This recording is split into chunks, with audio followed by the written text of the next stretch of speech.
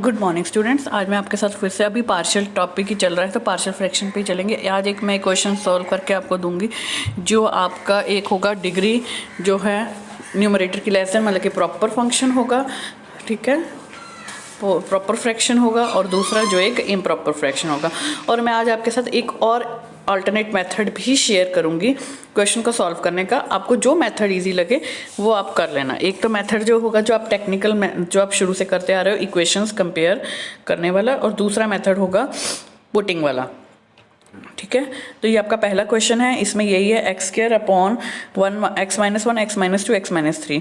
तो पहले आप ये देखोगे इसमें डिग्री जो है वो लेस देन है क्योंकि ऊपर डिग्री 2 है नीचे डिग्री 3 है। तो ये एक प्रॉपर फ्रैक्शन है तो इसको मैंने सिंपल ए बी और सी में तोड़ के लिख दिया है। उसके बाद सेम प्रोसेस, मैंने एलसीएम लिया, एलसीएम लेने के बाद मैंने राइट हैंड साइड को सॉल्व किया, उसके बाद इक्वेशंस कंपेयर करी, ठीक है। एक्स स्क्वायर वाली अलग करी, एक्स वाली जिस पे मैंने डॉट डॉट लगाया मतलब कि उनको इकट्ठा कर लिया, फिर टिक टिक वालों को इकट्ठा कर लिया। आप ये अपने फेयर काम में भी कर सकते हैं, अपने आप को ठीक रखने के लिए कि आपसे कोई गलती ना हो जाए, आप ऐसा काम कर सकते हैं, ठीक है। डॉट लगा दिए, टिक लगा दिए, क्रॉस लगा दिए जो लाइक टर्म्स हैं, ठीक है। तो एक तरफ होगी एक्स स्क्वायर वाली, एक तरफ होगी ये होगी आपके पास एक्स स्क्वायर वाली, ये होगी आपके पास एक्स वाली, और ये वाली होगी कांस्टेंट, ठीक है। तो comparing x square x and constant terms, उससे आपके पास क्या आ गई ये इक्वेशन, क्योंकि यहाँ पे एक्स स्क्वायर के आगे कुछ नहीं है तो 1 है तो ये बन गई, एक्स के लिए कुछ भी नहीं है तो ये 0 बन गई, कांस्टेंट के लिए भी कुछ नहीं है तो ये भी 0 बन गई। उसके बाद आपको पता है कोई एक जो है 3 इक्वेशन है, 3 अननोन्स है ना, तो ये सही बन गई है, जितने अननोन उतनी इक्वेशन। अब आप हम किसी एक अननोन को एलिमिनेट करेंगे, ये होता है एलिमिनेशन मेथड। तो मैंने इसमें से कोशिश करी कि मैं ए को एलिमिनेट कर दूं, तो मैंने पहले मल्टीप्लाई किया, सेम प्रोसेस, सेकंड को 5 से, ठीक है, ये आ गया। उसके बाद इन 5 और थर्ड को माइनस कर दिया, ठीक है, उससे मेरे पास ये इक्वेशन बन गई।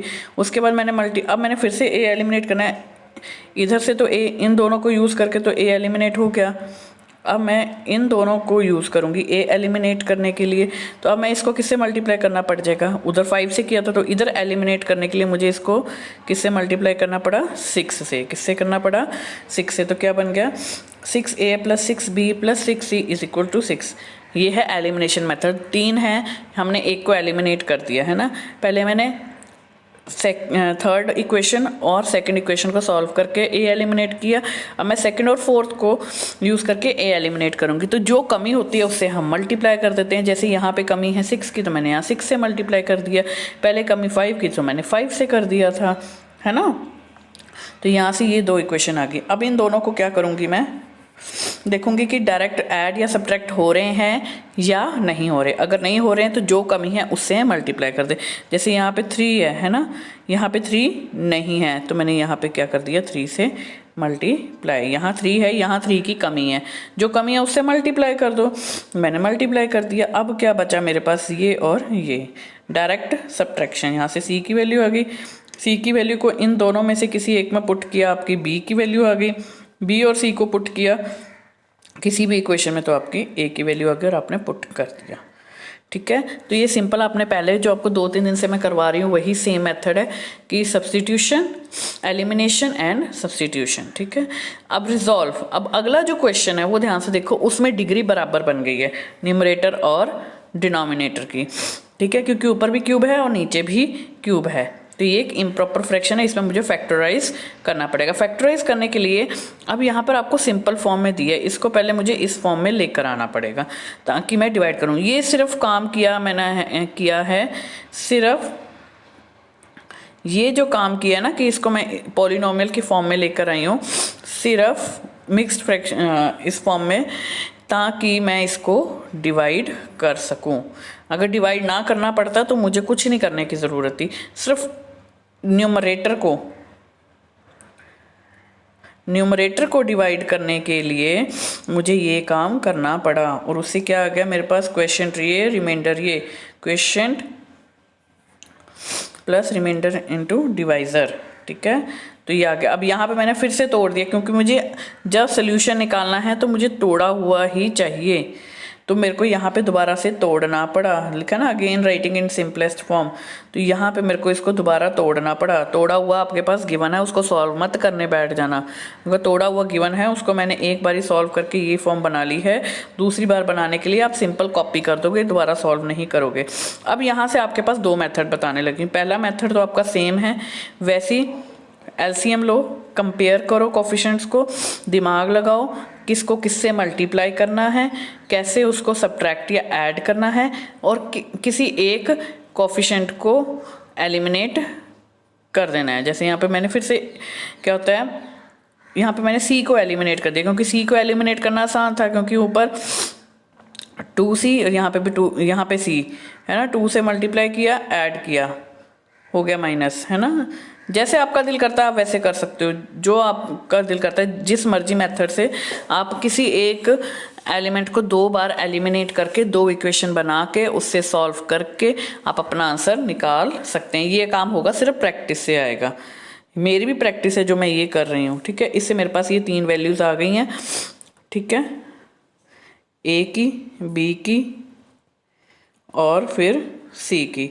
तीनों को पुट किया, बाहर माइनस था तो माइनस वाले प्लस हो गए, प्लस वाले माइनस हो गए। ऑल्टरनेटिव मेथड, मेन बात आज की ये है। वो मेथड तो आपने सीख लिया, अब आ जाओ ऑल्टरनेट मेथड। ऑल्टरनेट मेथड बहुत इजी है, आप चाहो तो इसको फॉलो कर लो।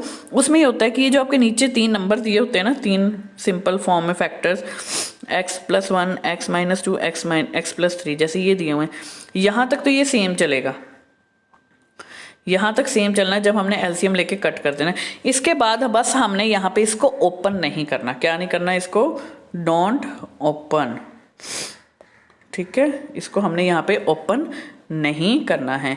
फिर हमने क्या करना है, अब यहाँ पे 3 है ना, x-2, x+3 और x+1, बारी बारी करके एक एक को 0 पुट कर देना है। क्या कर देना है, एक एक को 0, ठीक है। तो पहले मैंने पुट किया x+1 = 0, x = -1 आ गया, इसको मैंने इस इक्वेशन में पुट कर दिया। जहाँ जहाँ x है वहाँ वहाँ मैंने पुट किया, ये वाली जगह बन गई 1, क्योंकि -1 का स्क्वायर 1 होता है, ठीक है। तो यहाँ पे पुट किया, जहाँ पे ये x+1 आ रहा है वो तो ऑटोमेटिकली 0 हो गया, यहाँ पे भी x+1 आ रहा है, तो मतलब कि यहाँ पे 2 नंबर 0 हो जाएंगे, एक ही रह जाएगा, तो a रह गया, यहाँ से a की वैल्यू आ गई। अब ध्यान से सुनो, अब एक फैक्टर निकल गया, अब दूसरा x-2। अब x-2 को 0 पुट किया, तो जहाँ जहाँ x-2 है वो वाली टर्म तो 0 हो गया, आप डायरेक्टली भी 0 लिख सकते हो। तो यहाँ पे कौन कौन सी टर्म 0 हो जाएगी, a भी 0, c भी 0, तो b रह गया और इधर वाली टर्म रहेगी, है ना, b रह गया और इधर वाली टर्म, उनको पुट करके मेरा आंसर आ गया b = -8/15। ये एक ईजी मेथड है, ठीक है। तो x+1 भी निकल गया, x-2 भी निकल गया, अब बचा क्या, x+3। अब x+3 को मैंने 0 पुट किया है। जब x+3 को 0 पुट किया तो मेरा a भी कैंसिल, मेरा b भी कैंसिल, बचा क्या, c, ठीक है ना। तो c में जब मैंने वैल्यू पुट करी तो मेरे पास ये चीज़ बन गई, -3 का स्क्वायर 9, -5 × 3 15, और बाकी ये दोनों 0 और पीछे बचा ये, ठीक है। इसको पुट किया, -3 पुट किया, -3 पुट किया, यहाँ से बच गया ये 10c और यहाँ से आ गई ये 27/10। तो ये ऑल्टरनेट मेथड क्या कहता है कि जितने आपको नीचे सिंपलेस्ट फॉर्म में फैक्टर्स बन रहे हैं, जब आप एलसीएम लेके डिनोमिनेटर कैंसिल कर देते हो, कंपेयर ना करके बारी बारी आप सब फैक्टर्स को 0 के इक्वल रखो, उससे आपके पास तीन इक्वेशन, अगर 3 नंबर हैं, 3 अननोन हैं, तो ये आप 2 वाले पे भी लगा सकते हो, आप 3 वाले पे भी लगा सकते हो, 4 वाले पे भी लगा सकते हो, आप किसी पे भी लगा सकते हो जिसकी डिग्री छोटी है, जिसकी डिग्री बड़ी है, जिसकी डिग्री बराबर है, चाहे प्रॉपर फ्रैक्शन है चाहे इम्प्रॉपर फ्रैक्शन है, ये मेथड आप किसी पे भी लगा सकते हो, ठीक है। तो ये एक ऑल्टरनेट मेथड है कि यहाँ से हमने इसको ओपन नहीं करना, सिंपल हमने जो फैक्टर्स दिए गए, जितने फैक्टर्स हैं मेरे पास नीचे, उतनों को बारी बारी 0 पुट करके उनकी वैल्यूज x की लिख के उससे एक एक कोफिशिएंट, एक एक a b c की वैल्यू निकाल लेंगे और उसको हम फिर से पुट, अब आपकी आंसर सेम आएगा, ये भी सेम आ गया, ये भी आ गया, ये भी आ गया। अब इसको मैंने लिखा है रेस्ट इज सेम मतलब कि आप इक्वेशन नंबर 1 में पुट करो, आपका आंसर आ जाएगा। अल्टरनेट मेथड क्या है, जितने आपको नीचे डिनोमिनेटर में फैक्टर्स बन रहे हैं x+1 x-2 x+3 जो भी कुछ बन रहा है उतनों को, चाहे 2 बन रहे हैं, चाहे 3 बन रहे हैं, चाहे 4 बन रहे हैं, सबको बारी बारी करके आपने 0 पुट करना है और एक एक टर्म निकाली जानी है, क्योंकि बाकी सारे 0 होते जाएंगे। ठीक है, क्योंकि जिसके नीचे वो है उसके नीचे वो नहीं आएगा, उसी की वैल्यू निकलेगी, है ना। चलो आप कंफ्यूज, तो आपने क्या देखा कि एक एक करके सबको 0 पुट करना है और वैल्यूज निकालते जाना है। Thank you.